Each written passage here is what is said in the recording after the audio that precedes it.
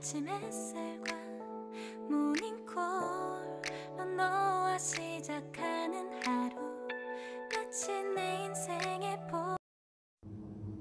চাষির মেয়ে বলে কথা, একটু চাষবাস না করলে হয়? কোয়ার্টারে এসেও কিন্তু সেটার ব্যতিক্রম হয়নি। হ্যালো এভরিওয়ান, কেমন আছো তোমরা সবাই? আশা করছি সবাই ভালো আছো, আমরাও ভালো আছি। আমি শিউলি, আমার নতুন একটা ব্লগে তোমাদের ওয়েলকাম। তোমাদের দাদাভাইকে ব্রেকফাস্টে ব্রেড অমলেট বানিয়ে দিয়েছি, সেটাই আমি বানাচ্ছি। আর আজকে আমি কিভাবে বানাচ্ছি সেটা একটু তোমাদের সঙ্গে শেয়ার করছি। আমার কাছে ঘরে একটু চিজ ছিল, তাই ভাবলাম যে একটু চিজও দিয়ে দিই এর মধ্যে। একটা বাটিতে ডিম ফাটিয়ে নিয়েছি, ওর মধ্যে একটু ক্যাপসিকাম, টমেটো আর পেঁয়াজ কুচি করে সামান্য পরিমাণে একটু বিট নুন দিয়ে ভালো করে ডিমটা ফাটিয়ে এখানে তাওয়ায় দিয়ে দিলাম। আর এর উপর দিয়ে এখন চিজ না আমি গ্রেট করে দিয়ে দেব। তারপর ব্রেডগুলো তো আগেই ছেঁকে রেখেছি, সেটা এর উপর দিয়ে দেব। এটা খুবই ভালো আর টেস্টি মানে খাবার হয়েছিল। তো তোমরা এইভাবে বানাতে পারো। আর অনেক দিন ধরে ভাবছি যে চিজ রয়েছে, অনেক ক্যাপসিকাম রয়েছে, একটু মানে ঘরোয়াভাবে পিৎজা বানাবো আর তোমাদের সঙ্গে শেয়ার করব। বিয়ের পরপর একবার বানিয়েছিলাম, তারপর আর কোনো দিন বানানো হয়নি, একটু ভুলে গেছি। ফোন ঘাটাঘাটি করে একটু দেখেও নিতে হবে। একদম ইজি ব্যাপার, সব কিছুই রয়েছে ঘরে, বানিয়ে নেব, কিন্তু তোমাদের সঙ্গে শেয়ার অবশ্যই করব। আর কি বলো তো, এই চিজের না পুরো একটা ডাব্বা রয়েছে আমার কাছে। আমার পাশের কোয়ার্টারে একটা দিদিভাই উনি দিয়ে গেছিলো আমাকে। তা ভাবলাম যে চিজটা রয়েছে অনেক দিনই হয়ে গেছে, দিয়ে গেছে, ফ্রিজেই রয়েছে, তাও কিছু না কিছু তো একটা কাজে ব্যবহার করতেই হবে ওইটাকে। আর ওনার ঘরে ফ্রিজ ছিল না, সেই কারণে আমাকে আর উপরের দিদিকে একটা মানে বড় কৌটা দিয়ে গেছিলো।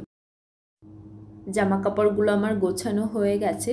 অনেক দিন আগে যে আমি আমার আলমারি কিভাবে অর্গানাইজ করি সেটা তোমাদের সঙ্গে শেয়ার করেছিলাম। দেখো সেই কার্টুনগুলো কিন্তু সেভাবেই রয়েছে। আমি কিন্তু সেইখানেই আমার জামা কাপড়গুলো রাখি। মাঝখানে আমার প্যান্ট রয়েছে, এক সাইডে আমার টপ, এক সাইডে আমার নাইটিগুলো রাখি।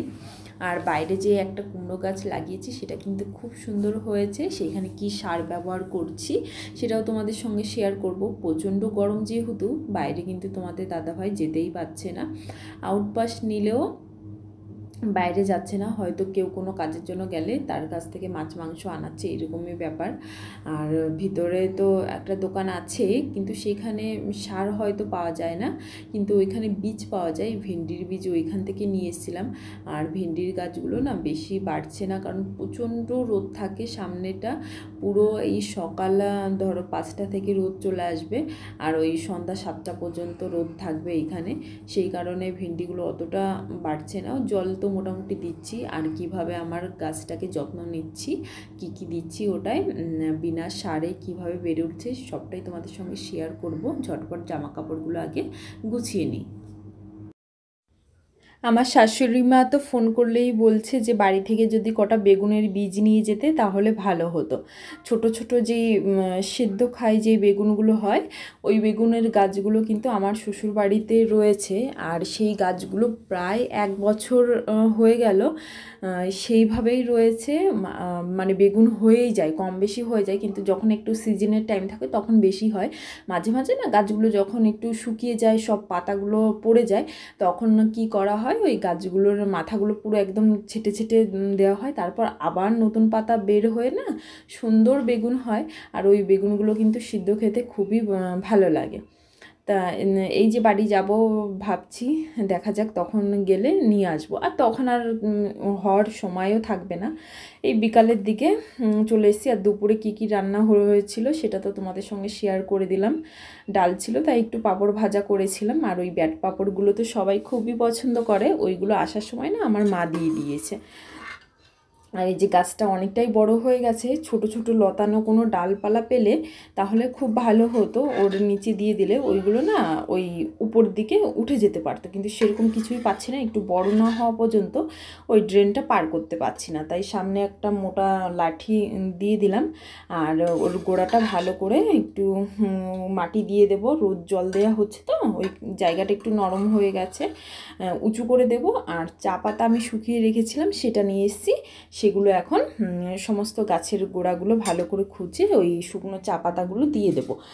অনেক দিন আগে অনেকগুলো চা পাতা শুকানো ছিল, কিন্তু এই যে ঝড় হলো আমাদের এখানে একটু হাওয়া চলেছিল একদিন, তা সেই কারণে আমার ওই রান্নাঘরে জানলার ওইখানে ছিল।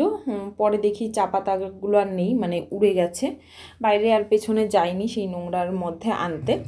তো দেখো আমি এখন বসে গেছি যে সকালের জন্য তরকারি কাটতে। রাত্রেবেলা এখন তরকারি কেটে নিচ্ছি। তোমাদের দাদাভাই যেহেতু বাড়ি নেই, ডিউটি চলে গেছে, আর আজকে রান্না বান্নারও রাতে সেরকম কোনো চাপ নেই, সেই কারণে সকালে যাতে আমার দেরি না হয় আমি কিন্তু যতটা সম্ভব পারি ততটা রাতের দিকে গুছিয়ে রাখার চেষ্টা করি। কালকে ভাবছি যে মুগ ডাল দিয়ে এই লাউয়ের ঘন্টটা করব, সেই কারণে লাউটা এরকম ঝুড়ি ঝুড়ি করে কুচি করে নিচ্ছি। আর ওই আগে একদিন রান্না করেছিলাম কাতলা মাছের রেজালাটা, সেটাই তোমাদের দাদাভাই আবার খেতে চেয়েছে, তা সেই কারণে একটু রসুন টসুন ছাড়িয়ে রাখলাম। জানোই তো যে বাবুকে নিয়ে একা থাকি, সব কিছু করে নিতে একটু কষ্ট হয়, যেটুকু পারি গুছিয়ে রাখি। রাতে একটু জল খেয়ে এখন কিচেনটা ক্লিন করে রেখে দেবো। তা কিচেনে আমি যেভাবে ক্লিন করি তোমরা তো জানোই, এই ক্লিনজারটা একটু দিয়ে দিচ্ছি, মানে এটা তো আমার লিকুইড বডি ওয়াশ, তা সেটা দিয়ে ওর উপরে একটা বেকিং সোডা দিয়ে দিলাম একটু, তারপর একটা কাপড় দিয়ে ভালো করে মুছে নেব। আর শোয়ার আগে ওই আমার মানি প্ল্যান্ট গাছের জন্য একটা গ্লাসে আমি চা পাতা ভিজিয়ে রাখছি, আর একটা আমার জন্য মানে আমাদের সবার জন্য একটু আলমন্ড বাদাম কটা ভিজিয়ে রাখছি। তো আজকের ভিডিওটা এই পর্যন্তই রাখছি। আমার ভিডিওগুলো কেমন লাগছে অবশ্যই কমেন্ট করে জানাবে। আমার ভিডিওগুলো ভালো লাগলে প্লিজ আমার চ্যানেলটি সাবস্ক্রাইব করে আমার পাশে থাকবে, আর পাশে থাকা বেল বাটনটিও অন করে দেবে। 눈 뜨면 눈부신 아침 햇살과 모닝콜로 너와 시작하는 하루